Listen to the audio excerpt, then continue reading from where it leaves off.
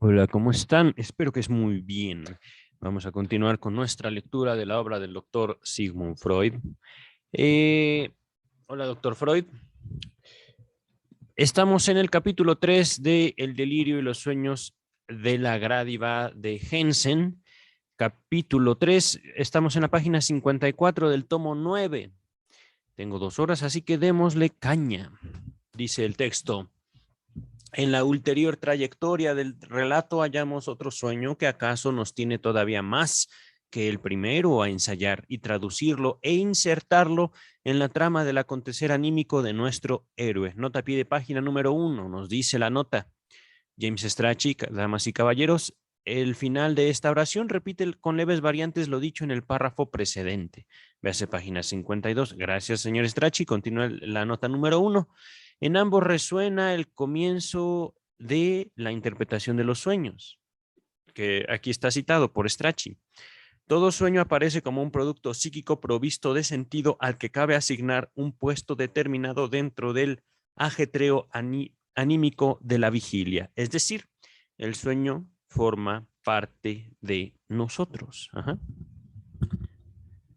Y el sueño tiene un lugar dentro de nuestra vida, aunque no le guste a todos esos filósofos y todos esos psicólogos que descartaron el psicoanálisis posterior a Freud. Continúa el texto principal. Pero economizaríamos poco si abandonando ahora la figuración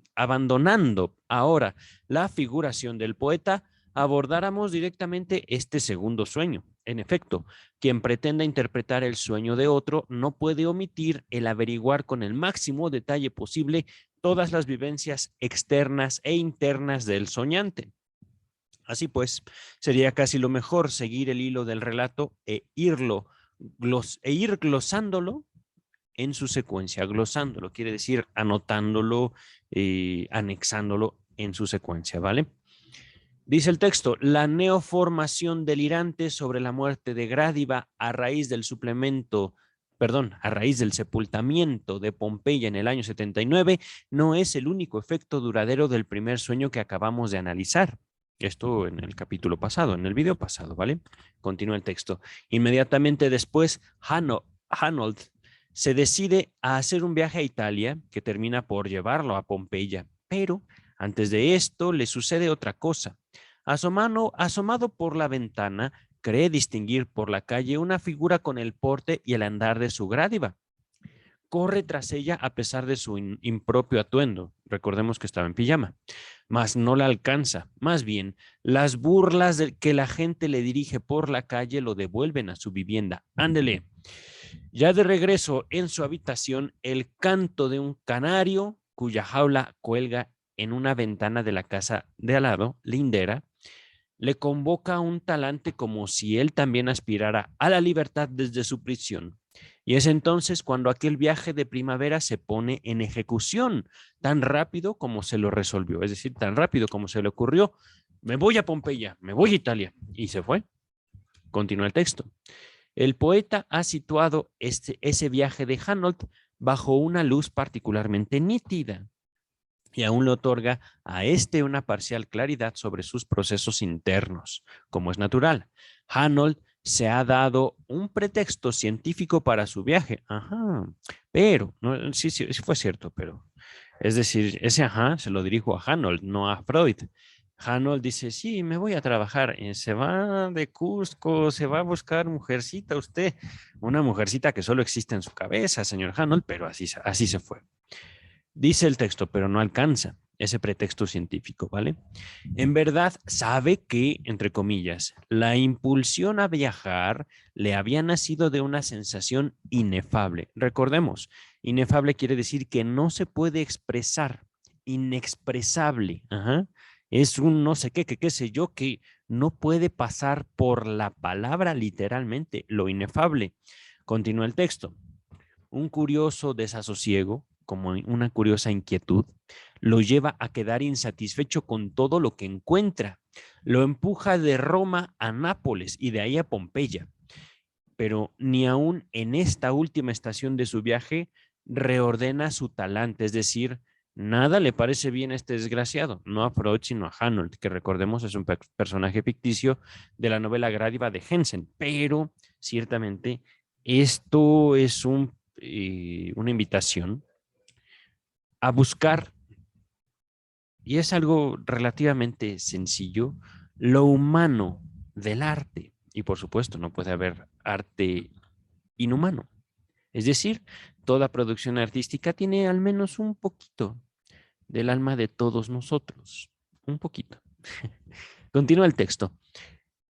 Le produce enojo la necedad de las parejas en viaje de bodas y le indigna la desfachatez de las moscas domésticas que pueblan los albergues de Pompeya. A la postre, es decir, después, sin embargo, ya no se engaña sobre el hecho de que, entre comillas, su insatisfacción no nacía solo de lo que hallaba en su entorno, en parte brotaba de él mismo. Claro, claro, insatisfacción, puntos suspensivos, sexual. Y recordemos, sexual no es coital, es afectiva. No puede haber coito sin al menos cierta base de afectos. Y cuando lo hay, sin afectos, más les valdría estar ustedes trabajando para la industria pornográfica, en serio, en serio. Continuamos con el texto. No, bueno, es que cuando hay sexo sin afectos, más les vale que les paguen, en serio. Lo deseo de todo corazón. Sexo sin afectos es una de las grandes, grandes, grandes, grandes mentiras de la humanidad. Gran mentira. Continúa el texto. A ver, ¿dónde me quedé? Aquí está. Se consideraba sobreexcitado. Esto lo dice Freud. Lo que sigue está entre comillas. Es una cita de la Grádiva. Y se sentía desazonado. Algo le faltaba y no podía precisar qué. Y a todas partes llevaba consigo esa desazón, falta de sazón, falta de sabor. Miren, y es que les sigo con el comentario este del sexo sin afecto. Hasta hacia las prostitutas se tiene un poquito de afecto. En serio. Incluso podría yo decir que la culpa, tanto con el sexo, digamos, eh, no convencional, en el sentido de no con una pareja, sino con muchas. Ajá. A veces hay culpa, a veces hay otros fenómenos, ¿cómo decirlo? Eh, donde el sujeto masculino o femenino trata de convencerse por sobre todas las cosas que no siente ningún afecto hacia aquello con lo cual tiene relaciones sexuales, el coito. Pero en cuanto le empezamos a preguntar un poquito, se enoja él o ella. Ajá. Esos promiscuos. Vamos a continuar, es que en serio, son bien chistosos. Continúa el texto. A ver, ¿dónde me quedé? Aquí está. A todas partes, esa desazón, esa falta de sabor, él la traía. Ajá. Continúa el texto. En tal estado de ánimo se subleva contra su ama, la ciencia, cuando deambula la primera vez por Pompeya bajo el resol de mediodía. Entre comillas, su ciencia íntegra no solo lo había abandonado, sino que ni siquiera le dejó el menor anhelo de reencontrarla. Se acordaba de ella como de algo remotísimo, lejísimos. Ajá. Y en su sentimiento era como una tía vieja, aburrida y reseca, la criatura más insulsa y superflua del mundo. Esto fue una cita de la Grádiva, página 55, de la Grádiva, no de este texto. Estamos ahorita en la página 55, justamente, qué curioso. Coincidencia. Continúa el texto. En ese estado de ánimo signado por el fastidio, es decir, firmado por el fastidio y la confusión, se le soluciona luego uno de los enigmas relativos al viaje. Es en el momento en que ve a Grádiva, caminando por Pompeya, en lo que sigue está entre comillas, otra cosa más le acudió por primera vez a la conciencia. Había viajado a Italia y seguido su viaje hasta Pompeya, sin detenerse apenas en Roma y Nápoles y desconociendo la impulsión interior que lo movía para tratar de descubrir allí huellas de su paso. Y esto último, en el sentido literal, pues dada su particularísima manera de caminar, tenía que haber dejado en la ceniza la impronta, la huella de sus dedos que se distinguiría de todas las demás. Recordemos, esto es parte del delirio. Y esto fue una cita literal de la Grádiva, página 58, que lo expuso Freud en la página 15 de su propio texto, ¿vale? Esto fue la locura, ¿no? Es así como, sí, seguramente una persona que vivió hace miles de años dejó una huella. Ok, ve y búscala. Continúa el texto. Que el poeta ponga tanto cuidado en describir este viaje nos sugiere por fuerza la conveniencia de elucidar su vínculo con el delirio de Hanold y su posición dentro de la trama de los episodios. Aquí hay algo importantísimo. Ya estamos pasando del delirio de un personaje ficticio al delirio del autor de ese personaje ficticio. Esto es importante. Continúa el texto.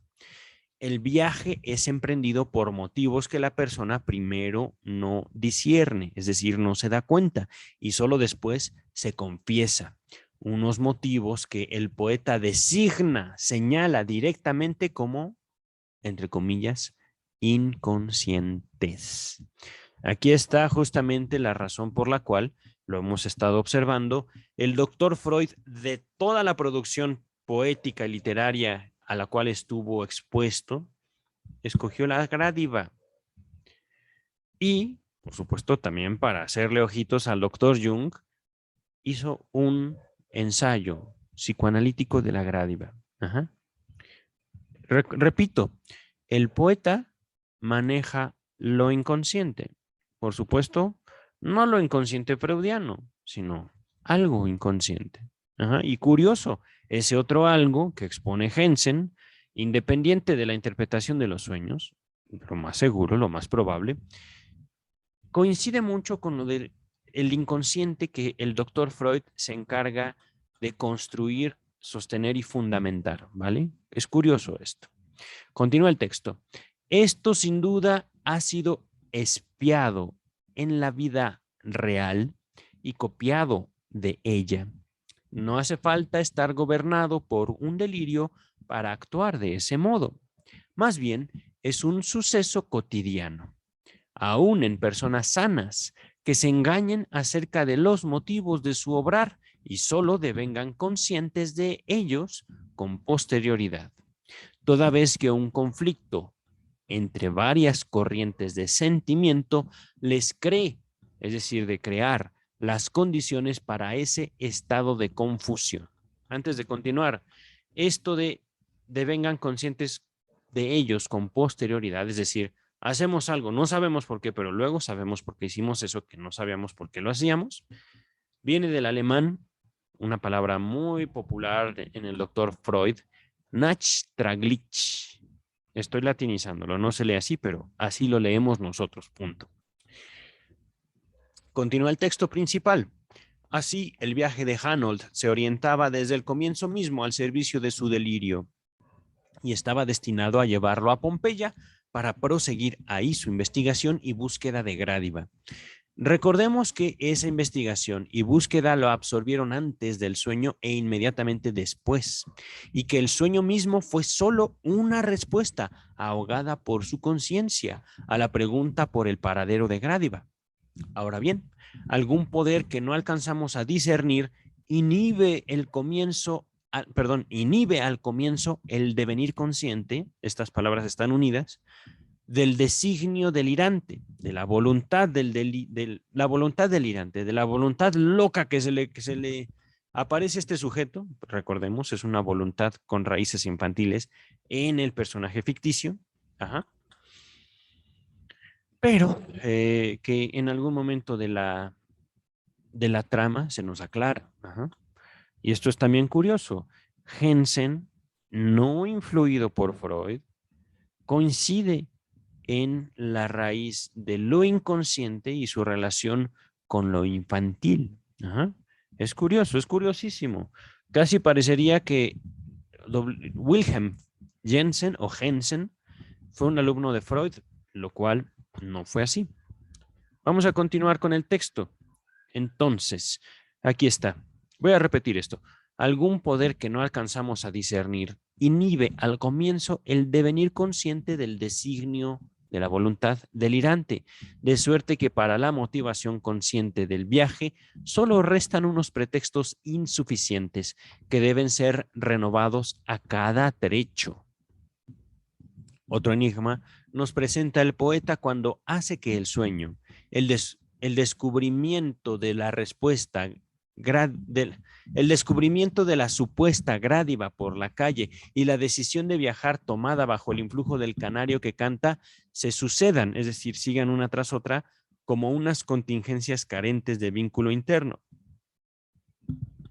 Recordemos, en ese momento es como si el doctor Norbert Hanold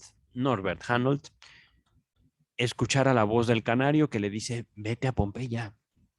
Claro que me voy a Pompeya, y sale tendido como bandido, pasa por tantos Roma, Nápoles y llega a Pompeya. ¿Por qué? Porque el canario se lo dijo. Pero eso nosotros lo vemos, lo atestiguamos como parte del delirio de este, cuando en realidad esto se aclara después. Seguramente, ahorita estoy viendo el nombre de Zoe, seguramente ahorita nos va a hablar el doctor Freud al respecto. Dice, con ayuda de los esclarecimientos que extraemos de los posteriores dichos, es decir, frases de Zoe Bergang, esta oscura pieza del relato se ilumina para nuestro entendimiento. Recordemos, Zoe Bergang era la amiga de la infancia de Norberto Hanold, ¿vale? Una amiga a la cual él adoraba en su momento, pero posteriormente tuvo que abandonar. No sabemos por qué. Simplemente ella se quedó con ese encanto, ella se quedó con ese anhelo y toda la vida de ella se la pasó esperando que él, su vecinito, su gran amigo de la infancia, le volviera a hablar, y no solo hablar, sino que sean pareja, sino que es todo, ¿no? Todo lo que el amor implica. Pero el pobre Norberto, pues que se aparta de todo, literalmente de todo, para dedicarse a ser el arqueólogo, con mayúsculas. Pero bueno, para más detalles, vean el primer video. Ahorita vamos a continuar con el texto. Permítame. Uy, caray. Aquí está, justamente. Era realmente el original de Gradiva, la señorita Zoe, en persona. Aquella a quien Hanold vio desde su ventana andar por la calle. Véase Gradiva, página 89. Y a quien enseguida habría dado alcance. La comunicación del sueño. Dos puntos, entre comillas. Ella vive en el presente y en la misma ciudad que tú. Cierra comillas. Recibiría así, por un feliz azar, una confirmación irrefutable ante la cual su renuencia interna se habría quebrantado. Es decir, otra vez, el doctor Freud básicamente comparándose con Cervantes y aquí tratando de entregarnos un mensaje muy sencillo, pero por la belleza del lenguaje se complica. Ante esa feliz frase, digámoslo así, ella vive aquí, papá, en la misma ciudad que tú. Ahí está, ahí la tienes. Pero no. Norbert dice, no, yo voy a donde ella está, en Pompeya, y se va a Pompeya. Cuando realmente estaba ahí, junto a él, casa de la vecina, caminas 20, 30 pasos y ya la tienes ahí. Pero no, caminó, bueno, no caminó, se fue seguramente en tren, porque no creo que haya aviones en 1800, 1900, en el cual ¿cómo se dice? Se escenifica este drama. Un feliz azar, una confirmación irrefutable. Es decir, este feliz azar, en su locura, así de identificar en una imagen una persona que no vive, recordemos la ficción de la ficción, Norbert Hanold es un personaje de ficción, él se inventa una Gradiva y nosotros como testigos lo vemos inventarse una personaje y de repente la ve en la calle. Caramba, ¿no? Ahí está mi Gradiva, voy por ella. y no la encuentra. Pero vive ahí, en su misma ciudad y con su misma gente. Dice el texto, ante la cual su renuencia interna, eso de que, no, para mí todas las mujeres que valen la pena son de bronce o de piedra, de mármol, que era lo que decía Norbert Hanold. Ajá. Entonces esa renuencia, paz, se quebró y ya no fue más. La iba a buscar porque la iba a buscar. Y esto es lo bello también, tanto de la novela de Gradiva como del psicoanálisis. Hablando, por supuesto, de locura, no podemos vivir sin locura porque el amor es locura. No voy a entrar mucho en detalle, pero ciertamente, si el amor no los quebranta a ustedes, si ustedes no están dispuestos a cambiar su vida por dar lugar en su vida a alguien distinto a ustedes, entonces no aman. Y entonces ciertamente podría entender la desesperación de muchos y de muchas de ustedes. Continuamos con el texto. Y el canario cuya canción pulsionó, empujó, digámoslo, a Hanold hacia lejanos horizontes pertenecía a Zoe. Ahorita lo sabemos. Su jaula estaba en su ventana, en la casa lindera de al lado, un poco al sesgo de la de Hanold, al sesgo en las orillas. Véase página 135 de Gradiva o la 25 de este texto, que ya lo vimos, todo esto ya lo vimos. Hanold, que según la queja de la muchacha poseía el don de la, entre comillas, alucinación negativa, ahorita vemos qué es eso. Ah, mira, o sea, el arte de no ver ni reconocer a las personas, aunque estuvieran presentes, forzosamente tuvo desde el comienzo la noticia inconsciente de lo que nosotros averiguamos solo después. Esto de la alucinación negativa es, como dice en esta fabulosa película de Kevin Spacey. Bueno, no la dirigió él, pero ahí actúa. El personaje principal lo interpreta Kevin Spacey. Belleza americana. Nunca subestimen el poder de la negación. Podemos ver las cosas ahí y a quien le importa no las ve. O para quien debería ser más importante no las puede ver. Alucinación negativa, es decir, ahí no está nada, ahí no hay nadie. Y en serio no lo ven. Continúa el texto. Los signos de la proximidad de Zoe, su aparición por la calle y el canto de su pájaro, tan cercano a la ventana de él, refuerzan el efecto del sueño. Y en esa situación tan peligrosa para su resistencia contra el erotismo, puntos suspensivos, emprende la huida. Ciertamente.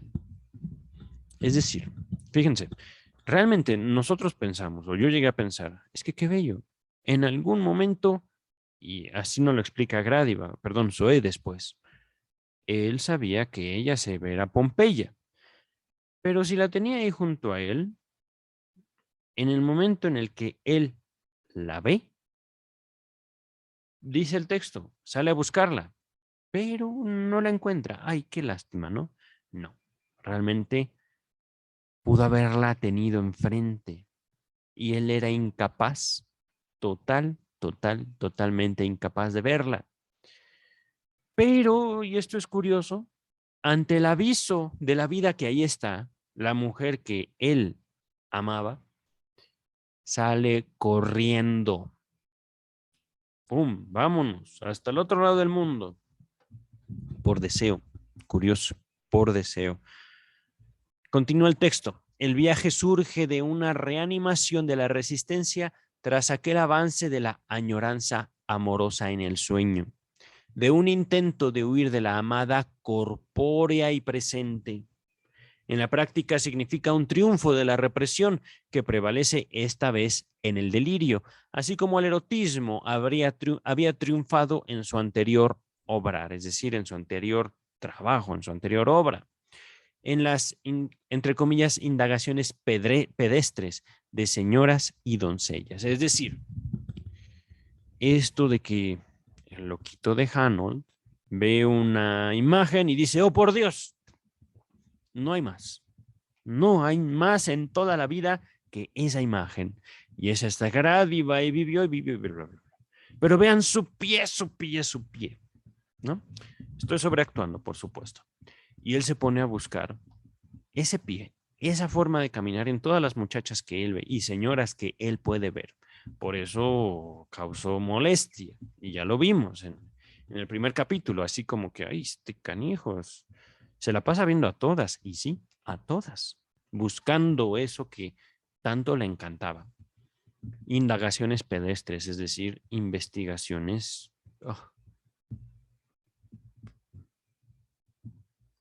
feas. Continúa el texto.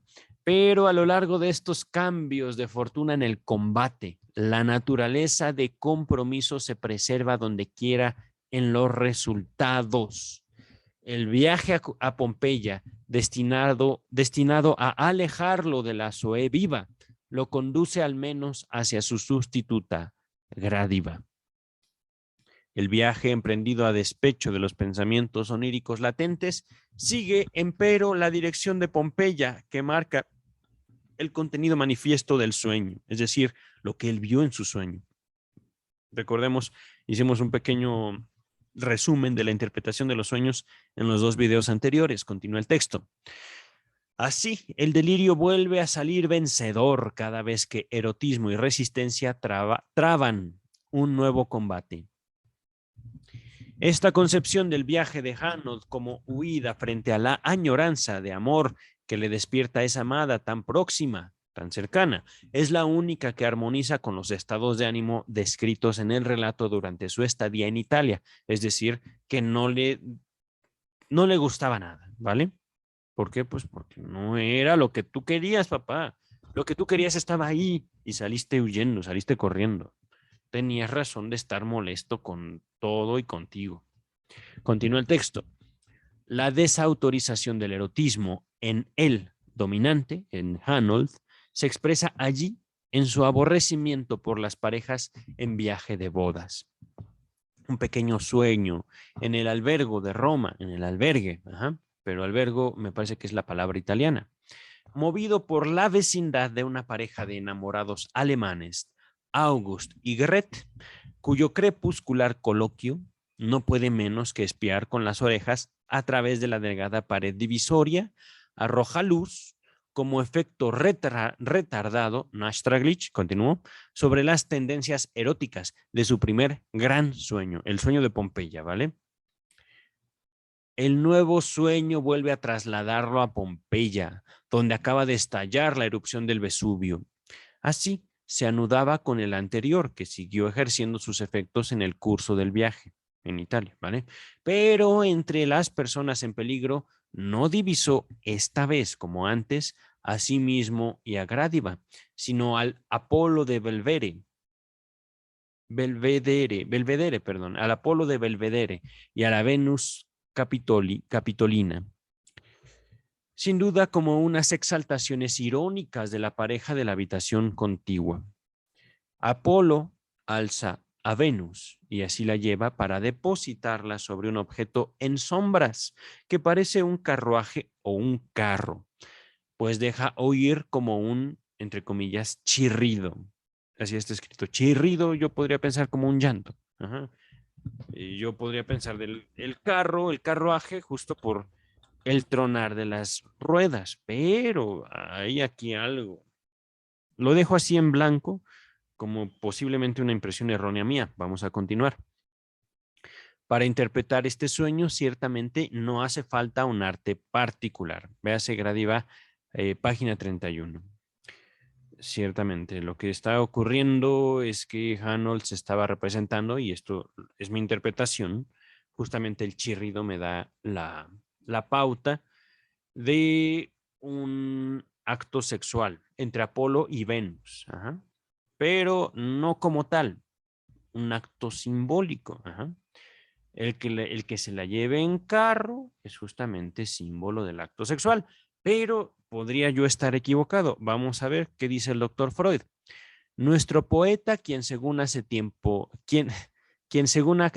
confiábamos, no introduce en su cuadro ninguna pincelada ociosa o carente de propósito, nos ha dado otro testimonio de la corriente asexual que gobierna a Hanold en su viaje. Corriente asexual, es decir, guácala, se están besando, guácala, se están tomando de la mano, ay, qué tontos, algo así, ¿vale? Mientras vaga horas y horas por Pompeya, entre comillas. Asombrosamente, ni una sola vez recuerda que hace algún tiempo soñó presenciar el entierro de la ciudad por la erupción del cráter en el año 79. Se cierran las comillas, esto viene de la Grádiva, es una cita literal, página 47.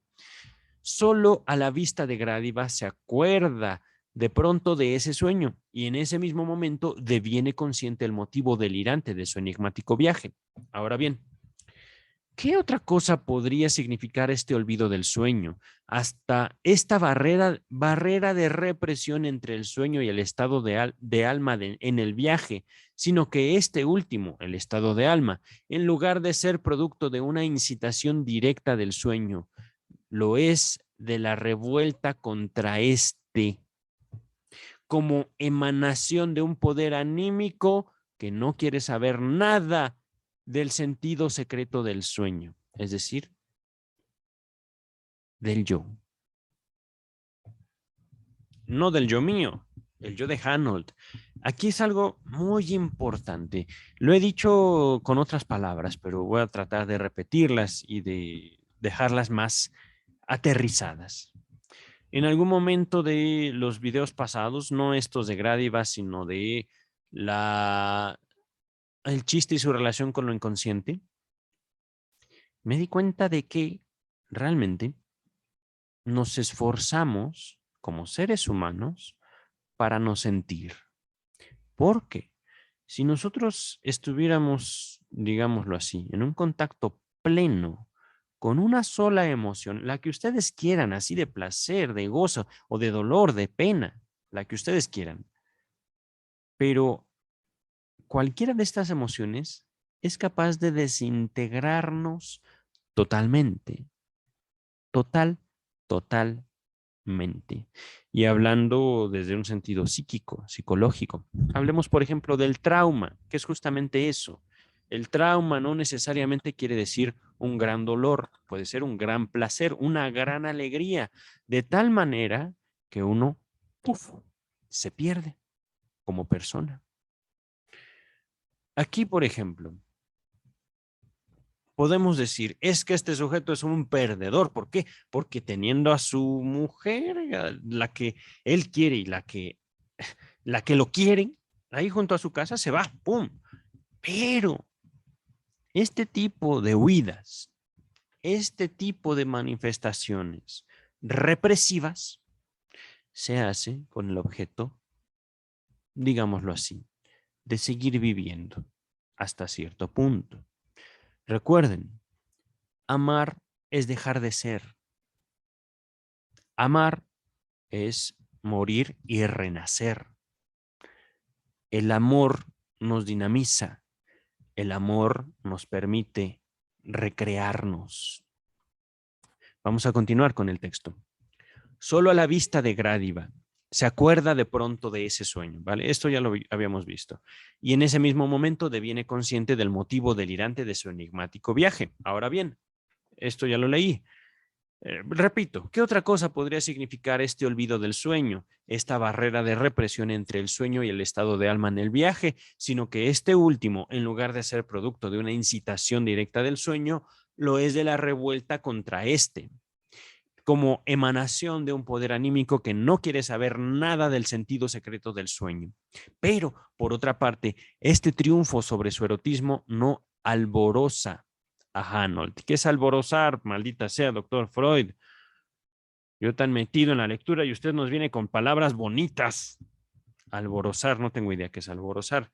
Aquí está mi celular, estoy abriendo mi navegador, pero mi computadora es un poquito lenta. Permítanme alborozar. Alborozar, causar alborozo. Ay, gracias, gracias, alborozo. Alegría o regocijo intensos que se manifiesta con gritos, gestos y otros actos. Es decir, uf, estoy tan feliz que grito. Ok. Entonces, repito, por otra parte, este triunfo sobre su erotismo no le da placer al pobrecito. Pobrecito.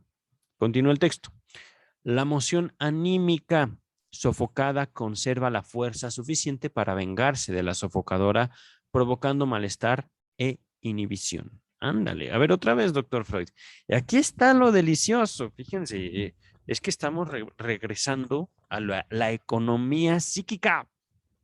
Esto es algo profundísimo en el sentido que solo el psicoanálisis nos puede ofrecer. La moción anímica sofocada, el deseo, el querer, contra el cual nosotros mismos peleamos, nosotros, no alguien más, no, no, no. Esto es también lo delicioso de la humanidad. Cuando alguien quiere llegar a apalearnos, no, hombre, que nos apalee.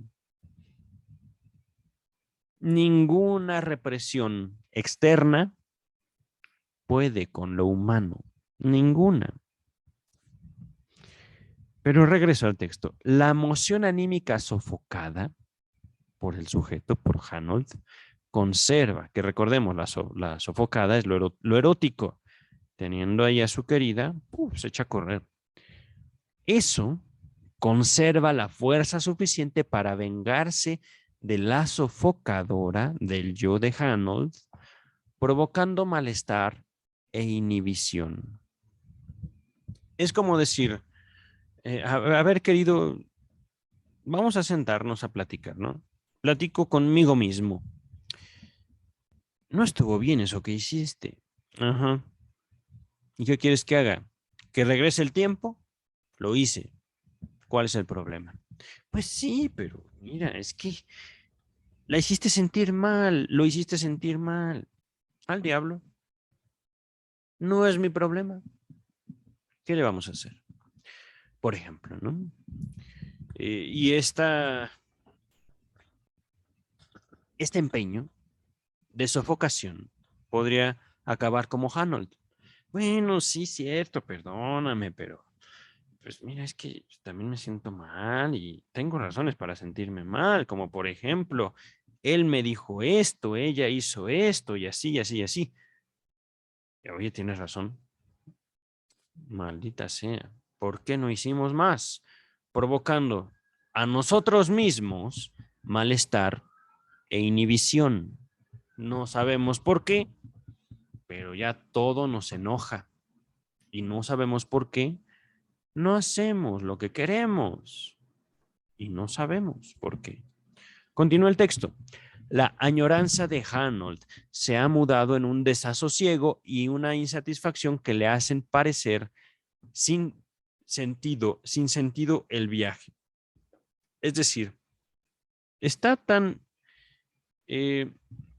envuelto en su delirio, en contra de sí mismo, con el afán de no reconocer el deseo que tenía hacia su vecina, que por supuesto se critica a sí mismo.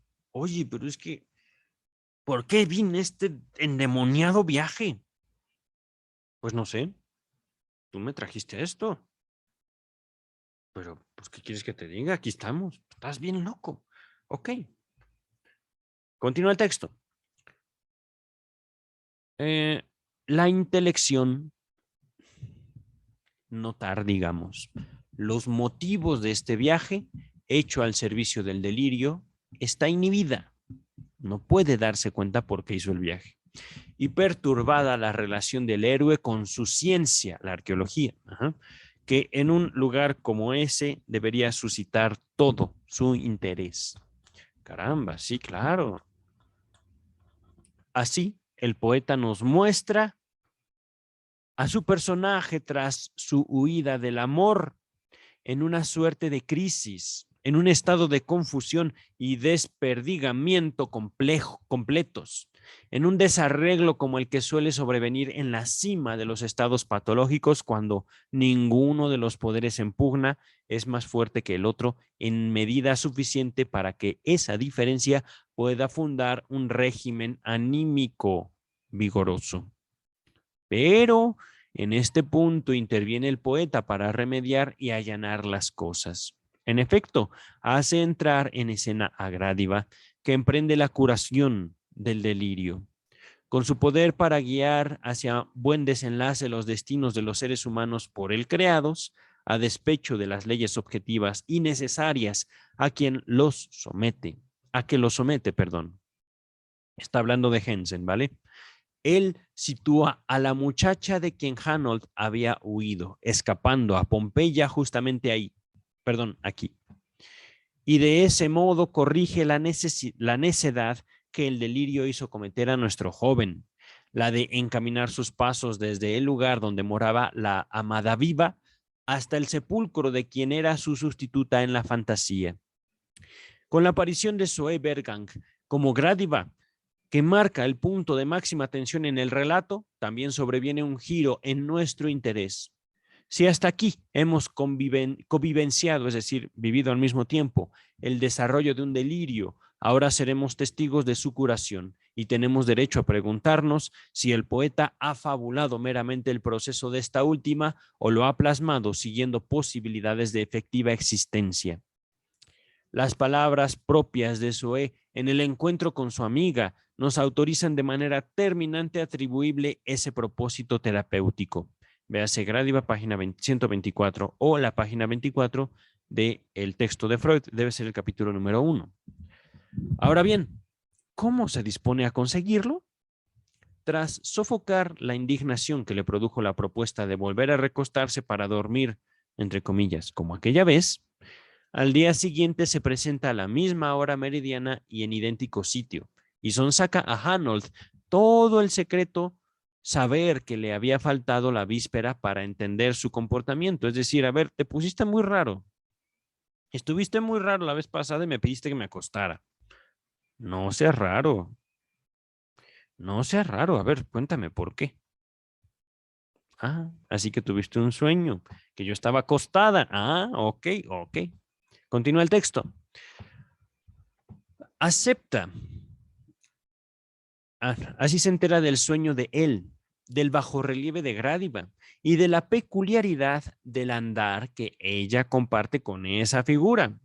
Acepta el papel de espectro llamado a la vida por una breve hora, que, según advierte, le imparte el delirio de él y delicadamente, con palabras de múltiple interpretación, le indica una nueva postura al aceptarle las flores funerarias que él ha traído consigo sin propósito consciente, es decir, no sabía por qué, pero llevó las condenadas flores, lamentándose, dice el texto, de que no le obsequiara rosas, es decir, qué bonitas flores, pero son flores para un funeral, como me gustarían rosas.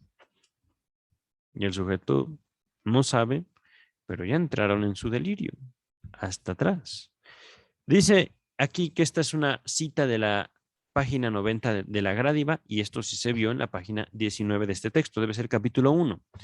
Continúa el texto principal, pero es probable que nuestro interés por el comportamiento de esta muchacha reflexiva y prudente, que ha resuelto ganar para marido a su amado de la niñez, después de discernir, tras su delirio, el delirio de él, su amor como fuerza pulsionante. Es probable, decíamos, que ese interés se vea refrenado en este punto por la extrañeza que bien puede provocarnos el delirio. Su plasmación última, a saber, que Grádiva, enterrada en el año 79, pueda mantener plática con él durante una hora como espectro del mediodía, transcurrida la cual se abisma, se pierde, ¿vale? O busca otra vez su tumba. Quimera esta que no es perturbada,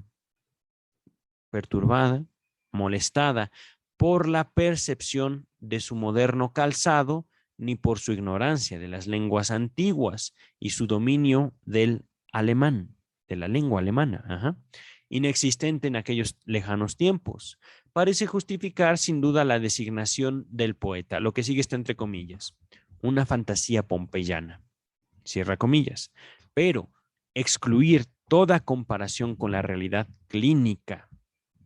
Y sin embargo, me parece que, considerando lo mejor, se disipa en su más amplia medida la verosimilitud, la creencia, lo improbable o lo probable de este delirio.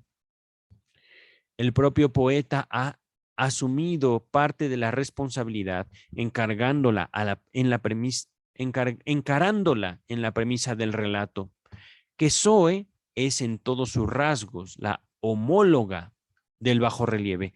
Es decir, que Zoe era igualita, pero idéntica al bajorrelieve. Ajá. El bajorrelieve lo definimos como una imagen, una fotografía hecha en piedra. Ajá. Continúa el texto. Entonces, hay que guardarse de desplazar la inverosimilitud de esta premisa hacia su consecuencia, que Hanold tenga a la muchacha por la grádiva revivida. Es decir, que no estaba tan loco. Ciertamente a nosotros nos parece una locura que de repente, me encuentro una imagen y esa imagen es la mujer que seguramente vivió hace miles de años y que murió así. Pero curioso, el poeta, el autor de esa historia, nos dice que eran idénticas, que eran igualitas. Y, por supuesto, este sujeto, Norbert, no estaba tan loco. Simplemente no quería admitir que la vecinita le gustaba. Continúa el texto. Además, el poeta ha aducido una circunstancia atenuante y propicia para el desvarío de su héroe. Otra vez, bueno, vamos a continuar. Medio se entiende, aducido. Tiene relación con la palabra seducir, seducido, aducido, que da una nota, que da una idea. Una circunstancia atenuante, es decir, que aumenta la tensión y propicia para el desvarío de su héroe. El resol de la campaña, así está escrito, y la virtud ensalmadora y embriagadora del vino nacido en las laderas del Vesubio. Es decir, para que este sujetito, este arqueólogo, pudiera hablar, porque no hablaba con otras mujeres, solo las veía ya cuando estaba encendido. Para que este doctor de arqueología pudiera hablar con otra mujer, fue necesario estar medio borrachito, un poquito. Y por supuesto también afectado por el sol, que no es cualquier cosa. Continúa el texto, empero, es decir, sin embargo, entre todos los factores, el que mejor lo explica y disculpa sigue siendo la ligereza con que nuestra capacidad de pensar se resuelve a aceptar un contenido absurdo cuando unas mociones de intenso tinte afectivo hallan en él su satisfacción. Ay, caray, doctor Freud, de repente se pone usted tan pasional. Ligereza con que nuestra capacidad de pensar se resuelve a aceptar un contenido absurdo. El chiste es su relación con lo inconsciente. Me evoca eso. Cuando unas mociones de intenso tinte afectivo, el amor, el deseo sexual, hallan en él su satisfacción. Es decir, esto de que fue a encontrarse con la amiga de la infancia hasta el otro lado del mundo es una tremenda locura. Pero, qué bonito. Y por eso, como espectadores, le creemos. Continúa el texto. Es un hecho asombroso y casi nunca apreciado en la medida en que lo merece. Cuán fácil y frecuentemente hasta personas de vigorosa inteligencia producen bajo esas constelaciones psicológicas las reacciones de una imbecilidad parcial. A quien no sea demasiado presumido podrá observarlas en sí mismo cuantas veces quiera. Es decir, Nos consideramos inteligentes, sí. Qué bueno. Pero no es una falla en su autoestima. Si de vez en cuando, ay, qué baboso, qué tonto fui, no pasa nada. No pasa nada. Y es más, se los dije en el chiste su relación con lo inconsciente. Mientras ustedes puedan reírse de sí mismos, más fácil van a aprender. Les será posible sobrellevar la vida. Que ciertamente no vamos a salir vivos, ¿eh? Ninguno de nosotros, pero no se trata de una invitación a hacerse daño. Se trata de una invitación a disfrutar e incluso a buscar disfrutar los momentos amargos de la vida. Continúa el texto. A ver, ¿dónde me quedé? Imbecilidad parcial, aquí está. ¿Y qué decir cuando una parte de los procesos del pensar en cuestión adhiere a motivos inconscientes o reprimidos? A ver, ¿qué quiere decir Freud? Dice el texto, de buena gana cito las palabras de un filósofo quien me escribe, entre comillas, he empezado a anotar los casos vivenciados por mí mismo de errores manifiestos, de acciones impensadas para las que uno busca motivos con posterioridad y de una manera harto irracional. Es decir, filósofo, filósofo, por favor, sé más racional. No, no, no, no. Continúa el filósofo. Aterra, pero es típica toda la estupidez que sale a la luz de ese modo. Pero es típica. No son palabras de Freud. Es un filósofo amigo de Freud. No sabemos quién es. Continúa el texto. Y considérese además que la creencia en espíritus y fantasmas y en las almas que retornan con tantos apoyos donde apuntalarse en las religiones a que todos nosotros estuvimos apegados al menos en la infancia, en modo alguno ha sido sepultada en todas las personas cultas, y ello hasta el extremo de que muchas de estas, racionales de ordinario, hayan compatibles con la razón las prácticas espiritistas. Podría parecer, pero es realmente un reconocimiento del valor de Freud, del valor de la religión por Freud hacia la vida anímica. Lo voy a poner con otras palabras. Freud no condena la religión.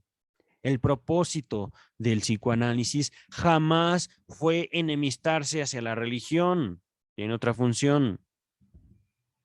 Y justamente, no por nada, se los he dicho en algún momento, los niños son los gigantes de la humanidad y no por nada.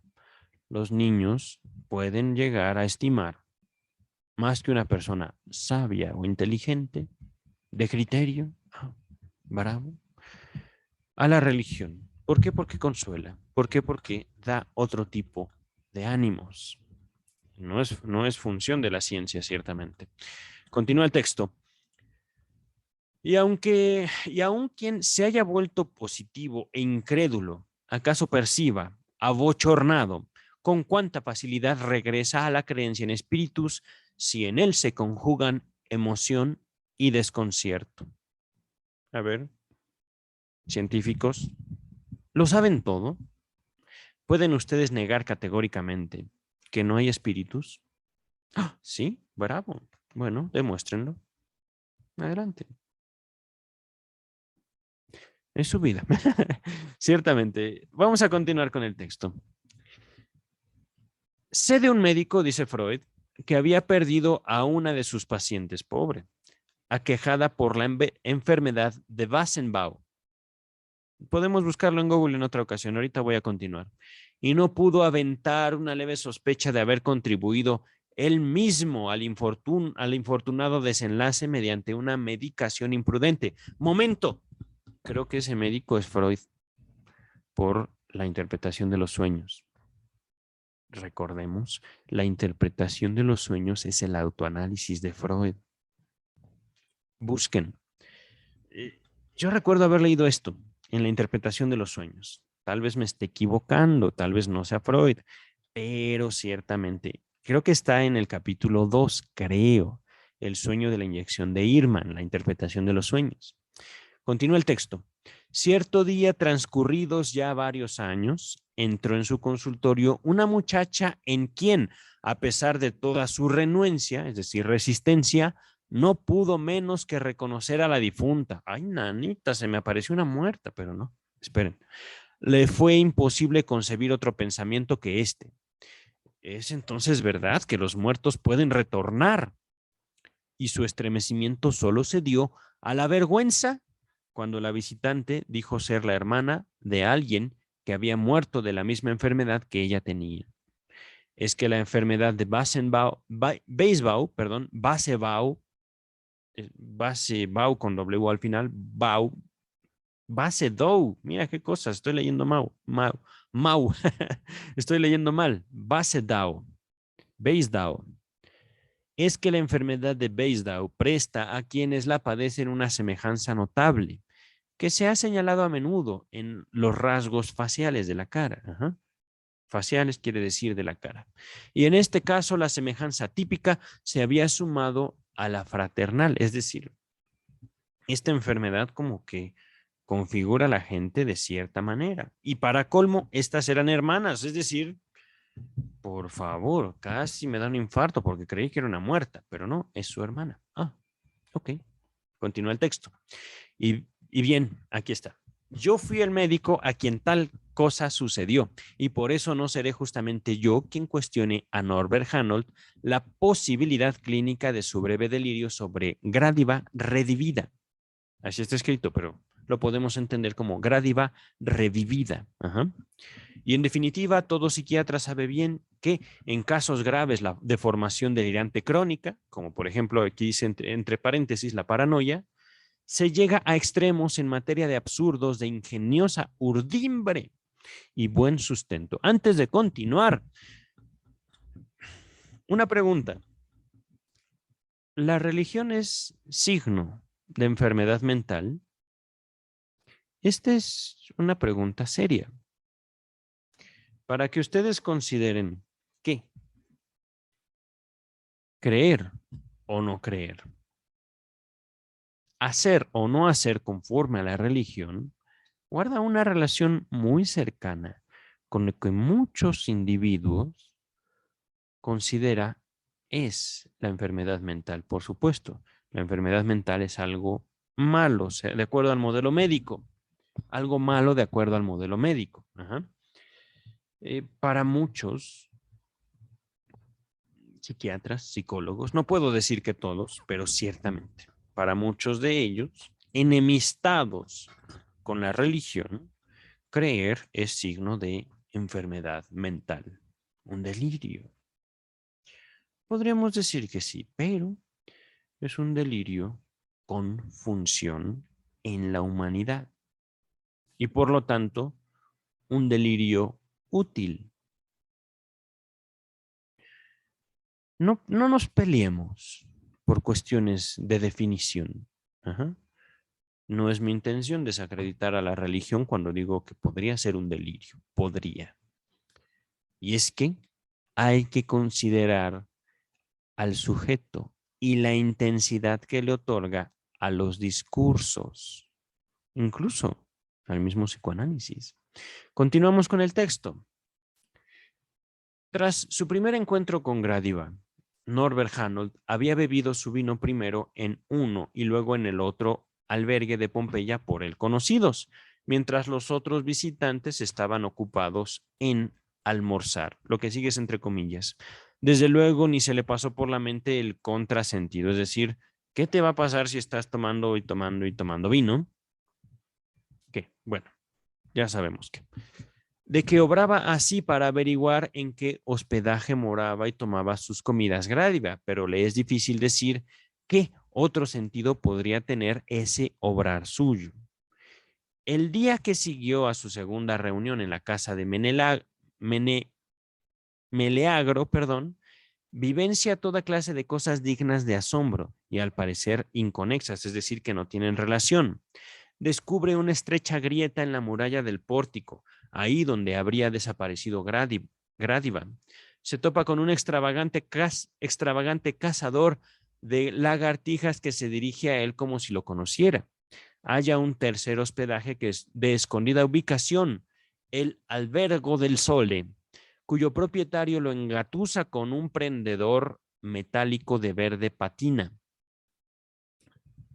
supuestamente exhumado entre los restos de una muchacha pompeyana. Y por último, ya de regreso en su hostería, en su hotel, donde se hospedaba él, le llama la atención una pareja de jóvenes recién llegados en quienes él discierne unos hermanos y los ve con simpatía. Es decir, ¡ay, qué bonitos! Todas estas vivencias se le entretejen luego en un sueño, entre comillas, singularmente disparatado, cierra comillas, cuyo texto es el siguiente. En algún lugar del sol estaba Grádiva, hacía un lazo con hilo de hierbas para cazar una lagartija y decía sobre eso: por favor, mantente inmóvil. La colega tiene razón. El recurso es realmente bueno y ella lo ha empleado con el mejor de los éxitos. Véanse las páginas 21 y 22 del texto de Freud. Es el capítulo 1. Todavía dormido, dice Freud, se defiende de este sueño con la crítica de que es una rematada locura y se revuelve en su lecho para librarse de él. Es decir, se da las vueltas en su cama. Ajá. No estoy soñando esto. No, no, no. Pero sí. Lo consigue con ayuda de un pájaro invisible que profiere un breve grito riente, es decir, una risa más bien gritada, ¿vale? Y se lleva la lagartija en el pico. Mira, qué cosas. Ensayaremos interpretar también este sueño, vale decir, sustituirlo por los pensamientos oníricos latentes a partir de cuya desfiguración no pudo menos que surgir. Ahí está otra un mega resumen de la interpretación de los sueños. Continúa el texto. Es tan disparatado como solo se puede esperar que lo sea un sueño. Y este absurdo de los sueños es el principal apoyo de la opinión que les rehúsa el carácter de un acto psíquico de pleno derecho. Acto, sí, miren, era un acto psíquico. Yo estaba pensando que era otra cosa. Acto psíquico de pleno derecho. Continúa el texto. Y los hace proceder de una excitación, es decir, soñamos porque es un estímulo. No es cierto. Continúa el texto. No sujeta a plan alguno esa excitación de los elementos psíquicos. Es decir, hay voluntad aún dormidos. Continúa el texto. Podemos aplicar a este sueño la técnica que cabe designar como el procedimiento regular de la interpretación de los sueños. Consiste en no hacer caso de la aparente hilación del sueño manifiesto, sino considerar por sí cada fragmento del contenido y buscarle su derivación en las impresiones, recuerdos y ocurrencias libres del soñante. Nota número 2. Véase la interpretación de los sueños, volumen 4, página 125, debe ser el capítulo 2 de la interpretación de los sueños. Continúa el texto. Más como no podemos examinar a Hanold, porque no existe, tendremos, esto de no existe lo digo yo, pues es que es cierto, Hanold no existe. Tendremos que darnos por satisfechos con la referencia a sus impresiones y solo con la máxima prudencia estaremos autorizados a sustituir sus ocurrencias por las nuestras. Entre comillas. Oh, ya llegó mi perrito. Esto no estaba entre comillas. Eso fue un comentario porque llegó mi perrito a hacerme compañía. Entre comillas, ahora sí. En algún lugar del sol está Grádiva, caza lagartijas y dice sobre eso. Se cierran las comillas. ¿Qué impresión del día resuena en esta parte del sueño? Indudablemente el encuentro con el anciano señor, el cazador de lagartijas, que por tanto está sustituido por Grádiva en el sueño. Era él quien estaba sentado o yacía, es decir, estaba tendido en una ladera, entre comillas, a pleno sol, cierra comillas, y también quien dirigió la palabra a Hanold. Además, los dichos de Grádiva en el sueño están copiados de los dichos de aquel hombre, compárese, entre comillas. El recurso indicado por mi colega Eimer es realmente bueno. Ya lo he empleado varias veces con el mejor de los éxitos. Por favor, manténgase inmóvil. Esto es lo que le dice el anciano a Hanold, ¿vale? Y se vio en la página 20. En parecidos términos, habla Grádiva en el sueño, solo que, entre comillas, el colega Heimer es sustituido en el sueño por una colega innominada, es decir, que no sabemos el nombre. Además, él, entre comillas, varias veces del dicho del zoólogo, ha sido eliminado en el sueño y se ha cambiado un poco la estructura de la oración. Parece pues que esta vivencia del día ha sido transmudada en el sueño mediante algunas variantes y desfiguraciones. ¿Por qué estas justamente y qué significan las desfiguraciones? La sustitución del anciano señor por Grádiva, así como la introducción de la enigmática colega, entre comillas. Hay una regla de la interpretación de los sueños que reza: un dicho en el sueño proviene siempre de un dicho escuchado o pronunciado en la vigilia. Nota a pie de página número 3 nos va a remitir a la interpretación de los sueños, volumen 5, página 419 y siguientes. No me acuerdo qué capítulo es, pero ya lo vimos. Al final les dejo toda la lectura y estudio de la interpretación de los sueños. Continuamos. Y esta regla parece obedecida en este caso. Los dichos de Grádiva no son más que una modificación de los dichos escuchados del anciano zoólogo la víspera, es decir, la tarde anterior. Otra regla de la interpretación de los sueños nos diría que la sustitución de una persona por otra o la contaminación de dos de ellas, es decir, la mezcla. En el sueño de la inyección de Irma, Irma es al mismo tiempo la paciente Irma, su esposa y otras pacientes de Freud, ¿vale? Continúa el texto. Por ejemplo, si una es mostrada en una situación característica de la otra, es decir, que está haciendo lo que hace otra persona, significa una equiparación de ambas, una comparación, una coincidencia entre ellas, es decir, ya le hicimos lo mismo. No le hicimos, la hicimos, es la misma persona. Ajá. Nota a pie de página número 4, interpretación de los sueños, volumen 4, página 325 y siguientes. Continúa el texto principal. Si nos atrevemos a aplicar también esta regla a nuestro sueño, el de Grádiva, obtendríamos esta traducción. Grádiva caza lagartijas como aquel anciano, conoce como él el arte de hacerlo. Este resultado no es precisamente comprensible, pero aún estamos frente a otro enigma.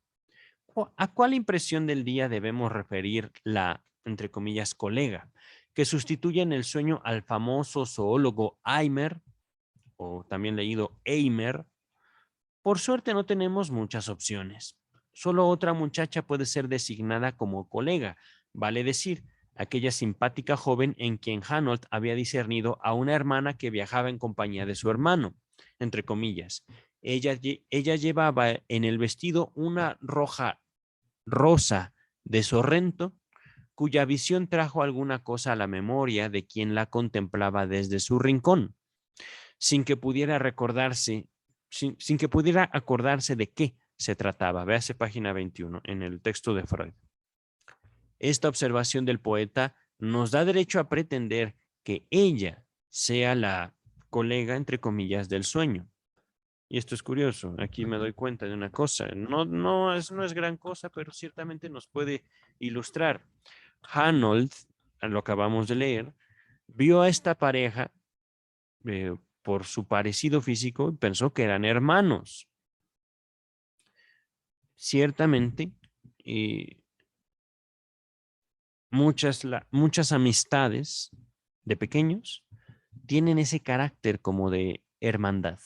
Ajá. Y recordemos, a partir de esta experiencia que tiene Hanold con esta pareja, que él pensó que eran hermanos, empieza a recobrar el sentido y a disfrutar de lo que vivía. Continúa el texto. Aquello de lo cual Hanold no podía acordarse era sin duda alguna lo que le dijo la supuesta Grádiva, que a las muchachas más afortunadas les obsequian rosas en primavera, cuando le pidió las blancas flores funerarias. Véase página 19. Ahora bien, en ese dicho se escondía un requerimiento, es decir, una solicitud. ¿Qué clase de caza de lagartijas sería la que también lograba esa afortunada colega? A ver otra vez, ¿qué clase de caza de lagartijas sería la que también lograba esa afortunada colega? No lo entendí muy bien.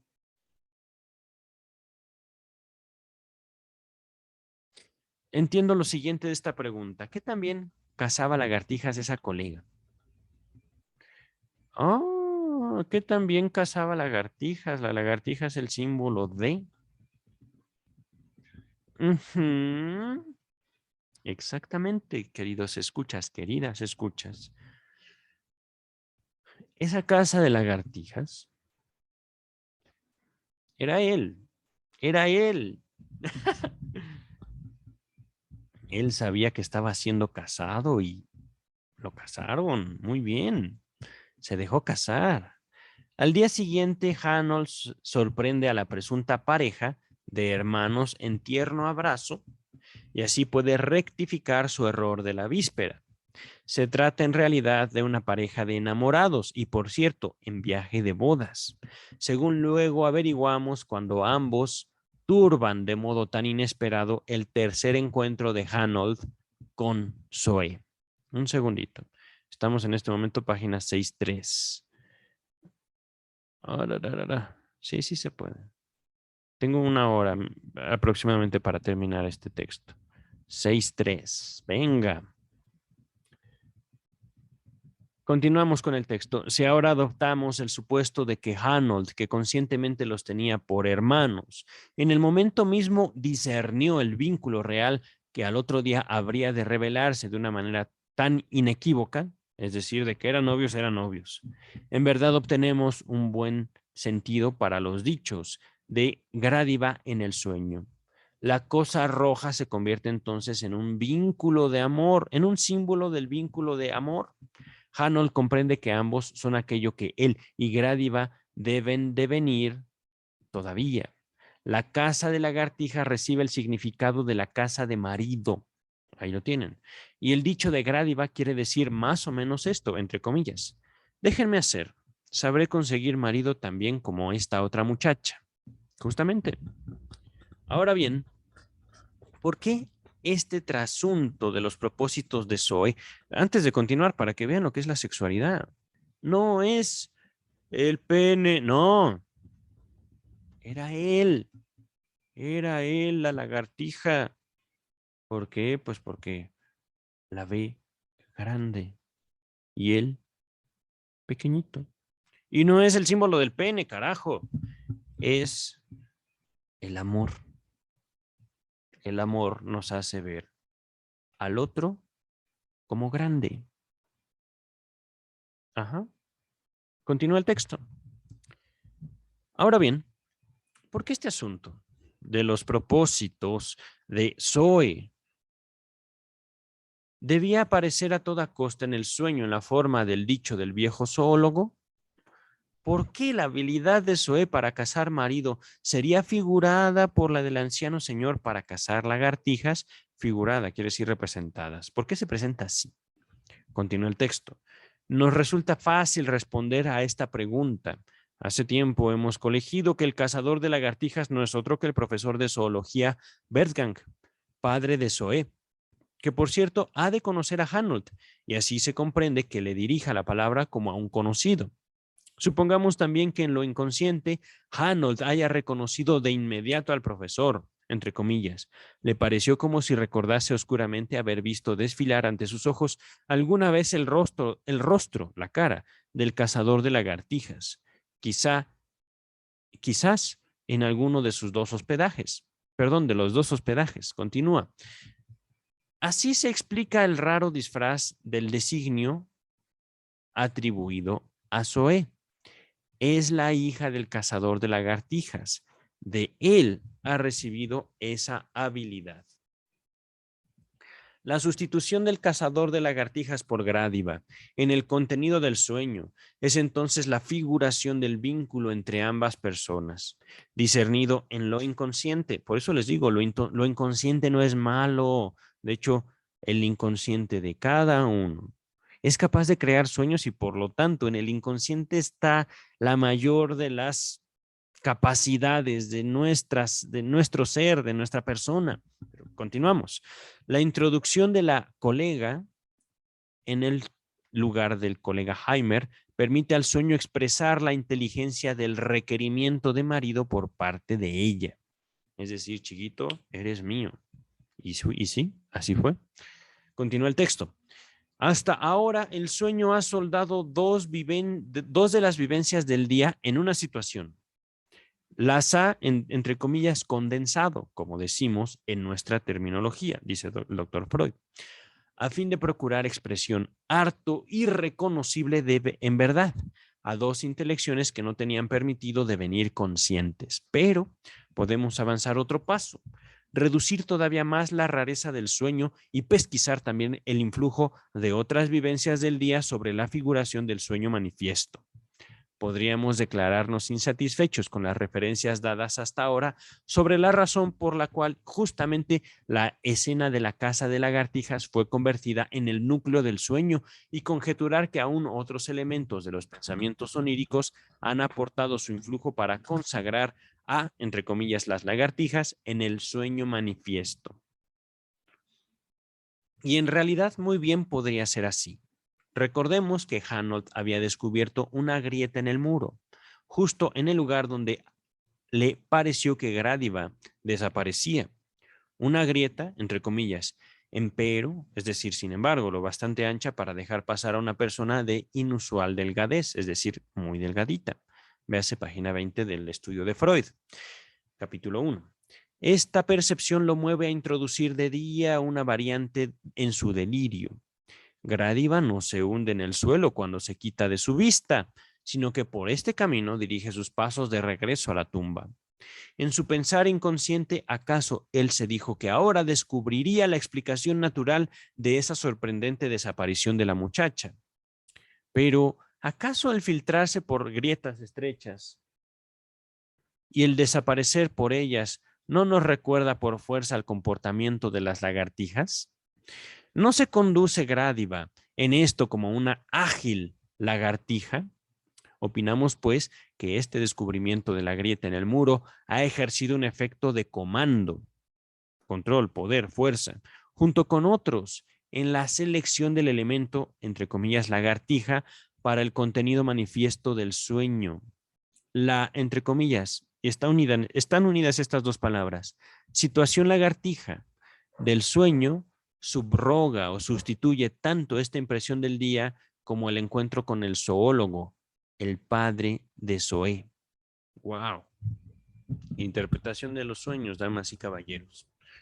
Continúa el texto. Y si ahora, más osados, intentáramos hallar una subrogación, sustitución en el contenido del sueño, también para una vivencia del día aún no utilizada, el descubrimiento del tercer albergue, el albergue del Sole, el poeta ha tratado este episodio con tanto detalle y le ha anudado tantas cosas que sin duda nos maravillaría que no atribuyera en nada a la formación, que no contribuyera en nada a la formación del sueño.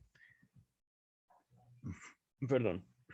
Hanold entra en esa posada cuya existencia desconocía por su retiro, es decir, estaba muy lejos, y su lejanía de la estación ferroviaria, es decir, llegó ahí en ferrocarril, para hacerse servir una gaseosa que mitigase su acaloramiento. El posadero aprovecha la oportunidad para elogiar sus antigüedades y le muestra a un prendedor que sostuvo, perteneció a una muchacha pompeyana hallada en las cercanías del Fórum, en estrecho abrazo con su amado. Hanold, que hasta entonces nunca había dado crédito a ese relato a menudo repetido, es constreñido ahora, es obligado ahora por un poder que no le es consabido a creer en esa tocante historia y en la autenticidad del hallazgo. Adquiere la fíbula, el prendedor, y con su adquisición abandona el hospedaje, el albergue del Sol. Ajá. Cuando se aleja, ve asomar por una de las ventanas, puesto en un florero, un ramillete de asfódelos poblado de blancas flores, es decir, el suyo, pero que no se dio cuenta. El que le dio a Gradiva, pero que no se acuerda que le dio. Siente esa visión como corroboradora de la autenticidad de su nuevo bien, del prendedor, del adorno. Entonces lo penetra el convencimiento delirante de que el verde prendedor ha pertenecido a Gradiva, y ella fue la muchacha que murió en brazos de su amado. A raíz de esto se apoderan de él unos martirizadores celos que solo apacigua el designio de mostrar el prendedor a Gradiva al día siguiente y así recabar seguridad para su recelo. Es decir, eres niña chiquita. Y esta rara pieza de una nueva formación delirante no habría dejado ninguna huella en el sueño de la noche que siguió. Nos resultará sin duda de provecho tratar de tratar de entender la génesis de esta extensión del delirio, pesquisar la nueva pieza de intelección inconsciente que se sustituye por la nueva pieza del delirio. Este nace bajo el influjo del posadero del albergue del sol, ante quien el comportamiento de Hanold es el de una asombrosa credulidad, es decir, de repente ahora cree este desgraciado, como si hubiera recibido de él una sugestión, es decir, me hipnotizó. ¡Oh, caramba! Pero no, no es cierto.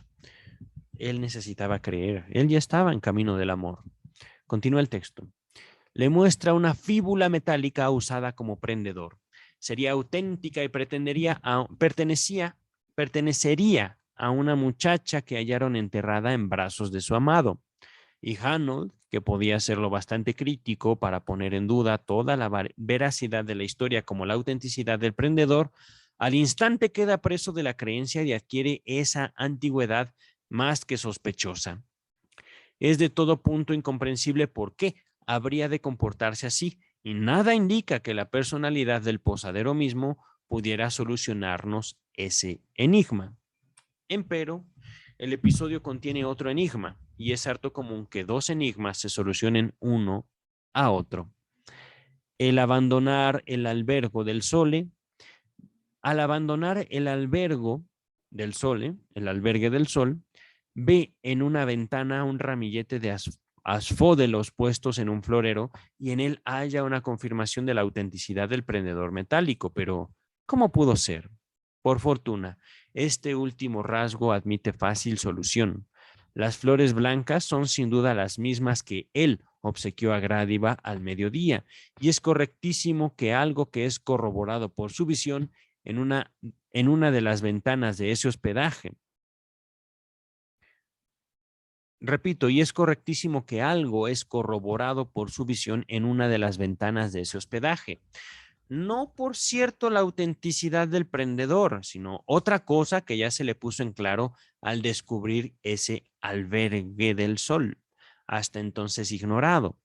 Ya la víspera se había comportado como si buscara en los dos hospedajes de Pompeya dónde moraba la persona que se le aparecía en la figura de Grádiva. Es decir, el delirio empieza a quebrarse. ¿Por qué? Porque dice, no puede ser que esta esté viva, debería estar muerta. Pero ¿y si es viva? ¿Y si siempre he estado equivocado? Y se pone a buscarla en los hospedajes, ¿vale? ¿Dónde estaba? ¿Dónde estaba? Aquí está. Ahora, al tropezar tan inesperadamente con un tercer albergue, no puede menos que decirse en lo inconsciente, entonces es aquí donde ella mora. Y luego, al partir, justamente, he ahí las flores de asfódelos que yo le he dado. Esa es, en consecuencia, su ventana. Es decir, él, inconscientemente, todavía en su delirio, pensando que tal vez estaba hablando con una fantasma, recordemos, quería tocarla, se da cuenta que ella es verdadera, que ella está viva, que no es ninguna fantasma, que no está loco. Y todo esto se da cuenta inconscientemente, sin saberlo, todavía encerrado en su delirio, pero el delirio va cediendo. Continúa el texto. Esta sería pues la nueva intelección que se sustituye por el delirio y que no puede devenir consciente porque tampoco puede devenirlo su premisa, a saber, que Grádiva es una persona viva que él otrora, es decir, en otro tiempo, conocía. ¿Por qué? Porque eso admitiría que él estuvo cachondo en algún momento por su vecina. Y eso no se lo puede permitir. Para él, las únicas mujeres que valían la pena eran las de cobre o las de mármol, es decir, las estatuas. Ajá. He ahí la represión. Pero bueno, continuamos con el texto. Ya estamos prontos a terminar. A ver. No, no es cierto, no tan prontos, pero ya vamos bastante adelantados. Dice el texto, pero ¿cómo se habría producido la sustitución de la nueva intelección por el delirio? Opino que así. El sentimiento de convencimiento adherido a esa intelección pudo afianzarse y se conservó, mientras que para la intelección misma, no susceptible de conciencia, se introdujo en reemplazo otro contenido de representación, pero enlazado con ella por conexión de pensamiento, los asfódelos. Así, el sentimiento de convencimiento se conecta con un contenido que en verdad le es ajeno, y este último, en calidad de delirio, obtiene una admisión que en sí mismo no merecía.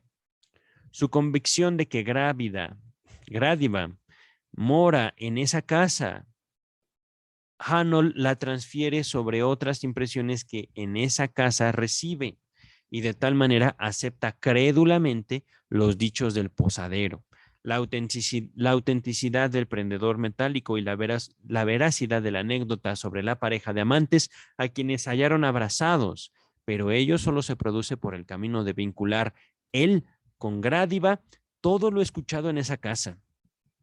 Los celos ya aprontados en él se apoderan de ese material y así nace, aún en contradicción con su primer sueño, el delirio de que Gradiva era aquella muchacha muerta en los brazos de su amante y a quien perteneció el prendedor que él había adquirido. ¿Y por qué creen que lo compró?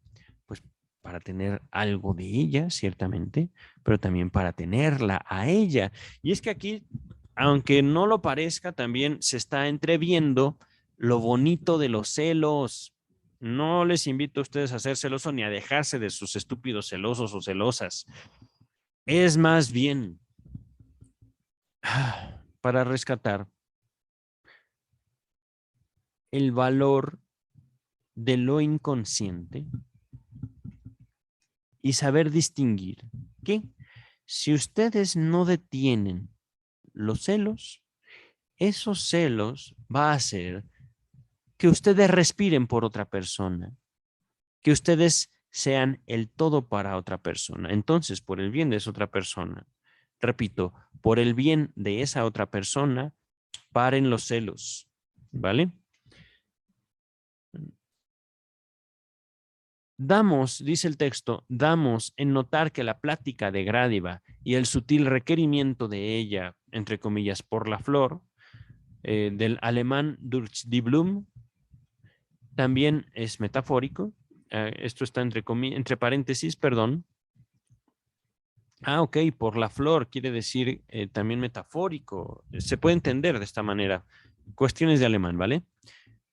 Ya han provocado en Hanold importantes alteraciones. En él han despertado rasgos de concupiscencia masculina, ciertamente. Componentes de la libido que, es verdad, todavía no pueden prescindir de disfrazarse mediante pretextos conscientes.